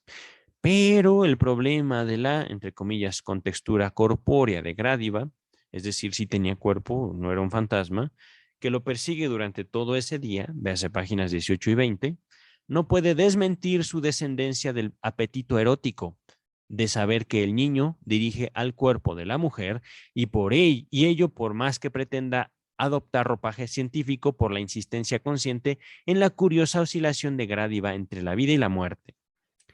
Los celos son otro signo de la actividad amorosa que despierta en Hanold.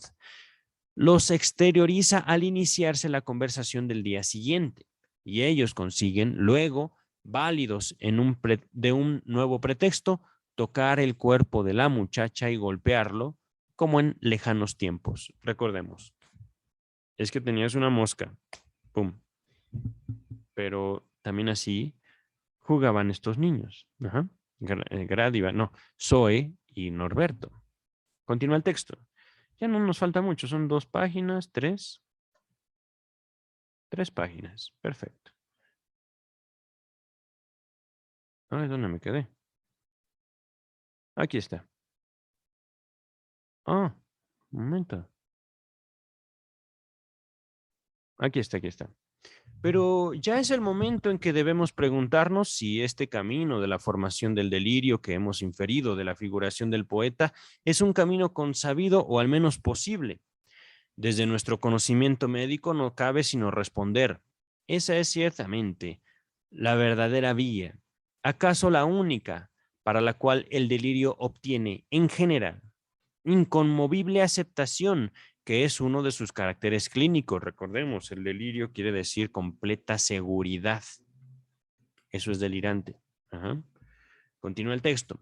Si el enfermo cree con tanta firmeza en su delirio, ello no produce un trastorno, del alemán Verkerung. Ello no produce un trastorno de su capacidad de juzgar, ni se debe a lo que hay de erróneo en su delirio. Repito, si el enfermo cree con tanta firmeza en su delirio, ello no se produce por un trastorno de su capacidad de juzgar, ni se debe a lo que hay de erróneo en su delirio. Antes, al contrario, en todo delirio se esconde un granito de verdad. Hay en él algo que realmente merece creencia, y esa es la fuente de la convicción del enfermo, que por tanto está justificada en esa medida. En cuanto a granito de verdad, viene la nota a pie de página número 5, que dice: James Strachey, damas y caballeros, Freud expresó esta opinión muchas veces a lo largo de sus escritos. Aparece, por ejemplo, ya en la primera edición de Psicopatología de la Vida Cotidiana, volumen 6, página 248, así como en Moisés y la religión monoteísta. Ese texto todavía no lo hemos visto, pero lo veremos, volumen 23, página 125, donde se encontrarán referencias más detalladas. Fin de la nota número 5. Regresamos al texto principal. A ver. Pero eso de verdadero en el delirio estuvo largo tiempo reprimido. Cuando por fin consigue abrirse paso hasta la conciencia, esta vez en forma desfigurada, el sentimiento de convencimiento que a ello adhiere es hiperintenso. Hiperintenso, borra al sujeto. No le es posible ser crítico por la intensidad, por las emociones ligadas a eso, pero continuamos, ¿vale? Como a modo de un resarcimiento, es decir, un pago. Ahí tienes.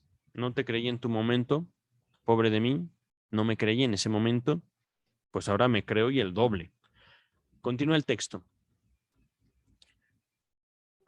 A ver, desfigurada, convencimiento, ¿dónde me quedé? Un resarcimiento, solo que recae sobre un sustituto desfigurado de lo verdadero reprimido, protegiéndolo de cualquier impugnación crítica. El convencimiento, entonces, para que lo sepan, nuevamente, creer no es enfermedad mental. La religión no es enfermedad mental, punto, punto. Y sin embargo, un sujeto puede usar la religión llevándola a una intensidad única para manifestar su patología mental. Por ponerlo de una forma, creo que usted es comprensible. No se trata del discurso, se trata del uso que hacen de él, ¿vale? Continúa el texto. El convencimiento se desplaza, por así decir, de lo verdadero inconsciente a lo erróneo consciente enlazado con ello, y justamente a causa de ese desplazamiento permanece fijado allí. El caso de la formación de delirio que resultó del primer sueño de Hanold no es más que un ejemplo parecido, si bien no idéntico, de semejante desplazamiento.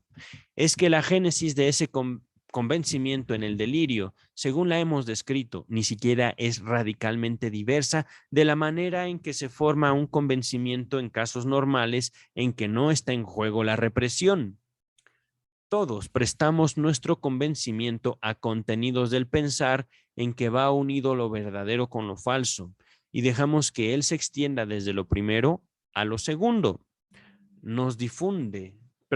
Se difunde, digamos, desde lo verdadero a lo falso, asociado con ello, y protege a esto último, si bien no de un modo tan inmutable como en el delirio, de la merecida crítica. Unos envolvimientos, por así decir, son una protección. Son capaces de sustituir al valor genuino también en la psicología normal. Continúa el texto. Ahora, he de regresar al sueño para destacar un rasgo pequeño, pero en modo alguno carente de interés, que se establece como una conexión entre dos ocasiones de aquel.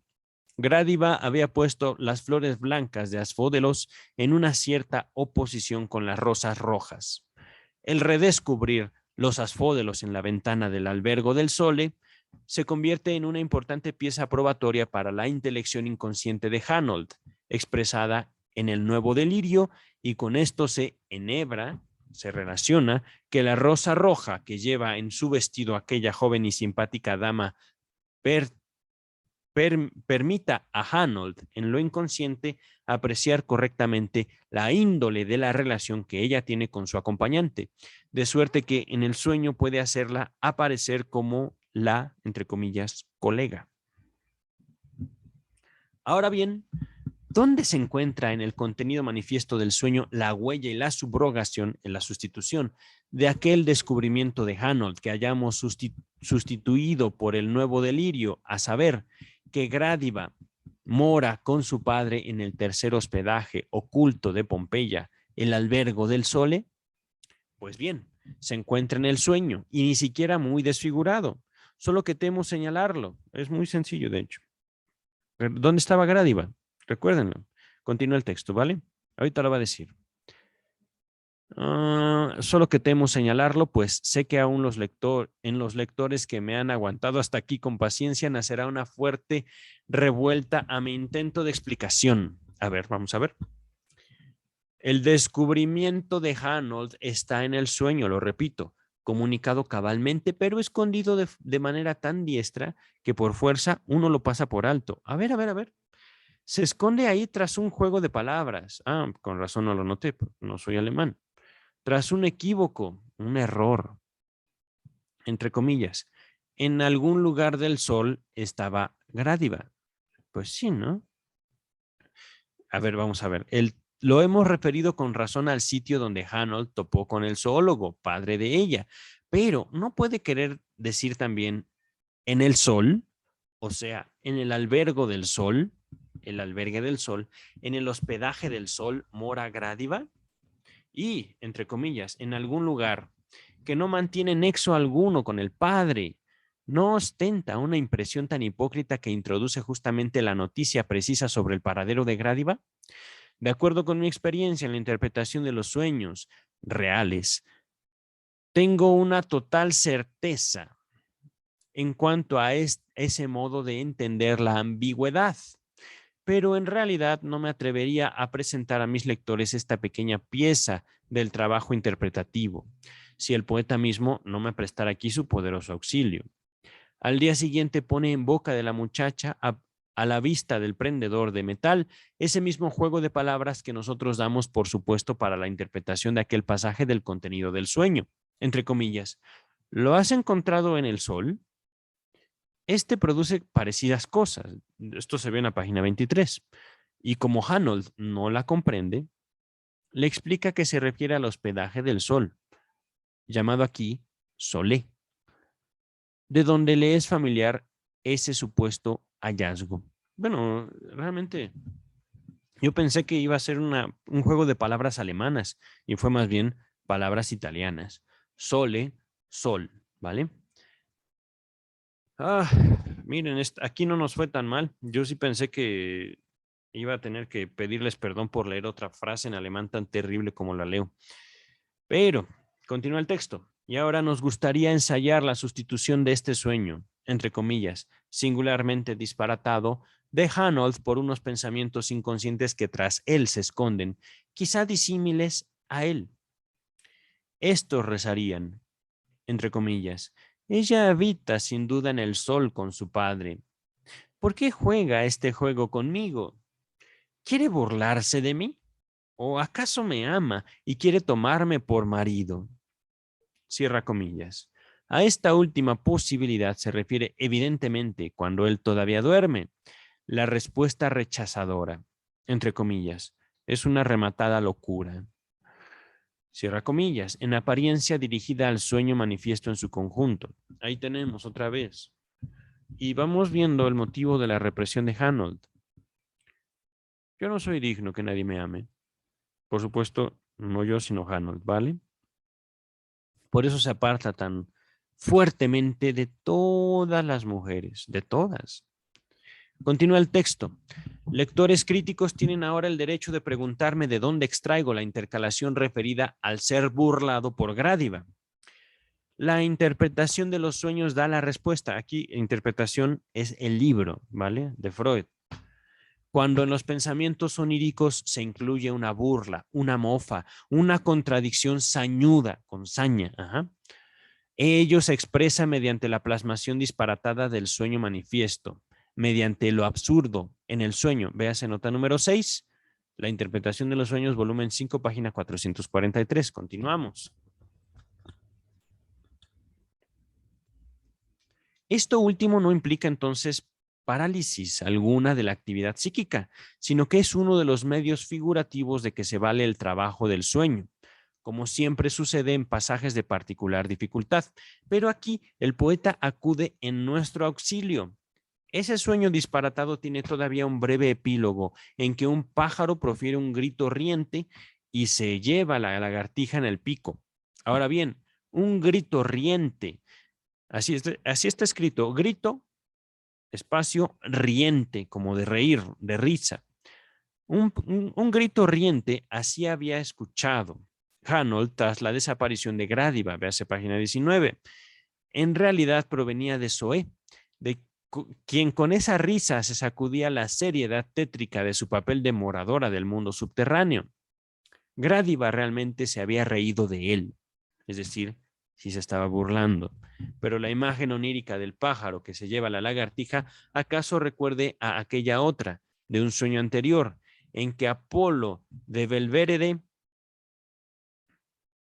se llevaba a la Venus Capitolina. Véase página 57. Continuamos en el texto. Quizá a muchos lectores les quede todavía la impresión de que no está lo bastante certificado el traducir la situación de la casa de lagartijas mediante la idea del requerimiento amoroso. En su apoyo puede aducirse que la propia Zoé, en su plática con la colega, confiesa de sí eso mismo, que de ella conjeturan los pensamientos de Hanold, cuando le comunica que estaba segura de exhumar, entre comillas, para sí en Pompeya algo interesante. Es decir, en el momento, pum, Hanold sabía que se estaban refiriendo a él, que le estaban dando casa a él, pero conocimiento inconsciente, paradójico, ¿vale? Algo de lo cual nos damos cuenta y no sabemos hasta después. Continúa el texto. Con ello recurre al círculo de representaciones de la arqueología, de igual modo en que él había echado mano al de la zoología con su símil de la casa de lagartijas. Es como si aspirasen recíprocamente y contrapuestos sentidos el uno al otro, y cada uno quisiera adoptar la peculiaridad del otro. Es amor, queridos escuchas. Continúa el texto. Así habríamos resuelto la interpretación de este segundo sueño también. Ambos se han vuelto asequibles a nuestro entendimiento, bajo la premisa de que el soñante en su pensar inconsciente sabe todo aquello que ha olvidado en su pensar consciente. Allá juzga con acierto sobre lo que aquí yerra de manera delirante, es decir, se equivoca en su delirio. Desde luego que en todo esto hemos tenido que formular muchas tesis que, por inusuales, extrañarán sin duda al lector, y es probable que a menudo hayamos despertado la sospecha de que atribuimos al poeta unas intenciones que en realidad solo son nuestras. Estamos dispuestos a empeñarnos en disipar tal sospecha, y por eso consideramos en detalle uno de los puntos más espinosos, me refiero al empleo de palabras y dichos ambiguos, como en el ejemplo, entre comillas, en algún lugar del sol está Grádiva. A todo lector de Grádiva tiene que llamarle la atención cuán a menudo el poeta pone en labios de sus dos principales personajes unos dichos que transmiten doble sentido. En Hanold esos dichos se entienden de manera unívoca y solo su compañera Grádiva es captada por su otro sentido. Así, cuando tras la primera respuesta de ella, él exclama, entre comillas, yo sabía que así era el sonido de tu voz, véase página 17, y Zoé, no esclarecida aún, se ve llevada a preguntarle cómo es eso posible, puesto que todavía no la ha escuchado hablar. En la segunda plática, Por un instante, ella pierde el rumbo en el delirio de él, cuando Hanold le asegura que la reconoció enseguida. Véase página 18, capítulo 1, ¿vale? Ella no puede menos que comprender estas palabras en el sentido que es correcto para el inconsciente de él, como admisión de una familiaridad entre ambos que se remonta a la niñez, mientras que él, desde luego, nada sabe de este alcance de su dicho y, además, lo elucida con exclusiva referencia al delirio que lo gobierna. En cambio, los dichos de la muchacha, en cuya persona la más luminosa claridad espiritual se contrapone al delirio, llevan adrede un doble sentido. Uno de los sentidos se pliega al delirio de Hanold para poder entrar en su inteligencia consciente. El otro se eleva por encima del delirio y las más de las veces nos proporciona la traducción de este a la verdad inconsciente a la cual sustituye o subroga. Es un triunfo del chiste, entre paréntesis, bits, también se puede entender como gracia, el de poder figurar el delirio y la verdad en la misma forma expresiva, perlado de tales vivosidades, esta es una palabra compuesta, vi de dos, vocidades, dos voces, repito, plegado de tales vivosidades está el discurso en que Zoé esclarece a su amiga sobre la situación y al mismo tiempo se libra de su estorbosa compañía. Ves página 24. En verdad está enunciado como saliéndose del libro, calculado más para nosotros, lectores, que para la colega dichosa. En las pláticas con Hanold, el doble sentido se establece las más de las veces por el hecho de que Zoé se vale del simbolismo al que, según hallamos, obedecía el primer sueño de Hanold, la equiparación entre entierro y represión, entre Pompeya e infancia. Así ella con sus dichos puede permanecer, por un lado, en el papel que le señala el delirio de Hanold y, por el otro, tocar con la varita mágica las constelaciones reales y despertar en lo inconsciente de Hanold la inteligencia para estas últimas. Lo que sigue está entre comillas. Hace ya mucho tiempo que me he acostumbrado a estar muerta. Véase página 90 de Gradiva, página 19 del texto de Freud. Entre comillas, otra vez, para mí la que corresponde de tu mano es la flor del olvido. Misma cita, página 90 o 19. Ajá. En estos dichos se insinúa sutilmente el reproche que luego estalla con sobrada nitidez en su último sermón, donde lo compara con el Archaeopteryx, véase páginas 27 y 28, entre comillas, que alguien deba primero morir para devenir vivo. Para los arqueólogos, ello es sin duda necesario. Véase página 141 de la Gradiva, página 31 del texto de Freud. Dice todavía con posterioridad, tras la solución del delirio, como para proporcionar la clave de sus dichos de doble sentido. Pero el más bello empleo de su simbolismo lo logra en la pregunta. Lo que sigue está entre comillas. Me parece como si ya una vez hace 2000 años hubiéramos comido así, juntos, nuestro pan. ¿No puedes acordarte?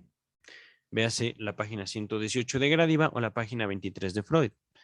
Dicho en el cual son harto inequívocos la sustitución de la infancia por la prehistoria de la humanidad y el empeño en despertar el recuerdo de la primera, es decir, de la infancia. Despertando el recuerdo de la infancia, el personaje ficticio Norbert Hanold recobra el poder sobre sí y recobra también su capacidad de amar. Continúa el texto. Ahora bien, ¿a qué se debe esta llamativa predilección de Gradiva por los dichos de doble sentido? No la creemos fruto del azar, sino una consecuencia necesaria de las premisas del relato. No es más que el correspondiente del determinismo doble de los síntomas. Pues los dichos mismos son síntomas y, como estos, provienen de compromisos entre consciente e inconsciente. Solo que uno se percata de este doble origen de los dichos con mayor facilidad que, por ejemplo, en las acciones. Y si se consigue, lo cual hartas veces es facilitado por la flexibilidad del material del dicho, procurar en una misma articulación de palabras una buena expresión a sendos propósitos del dicho, sendos amplios propósitos del dicho.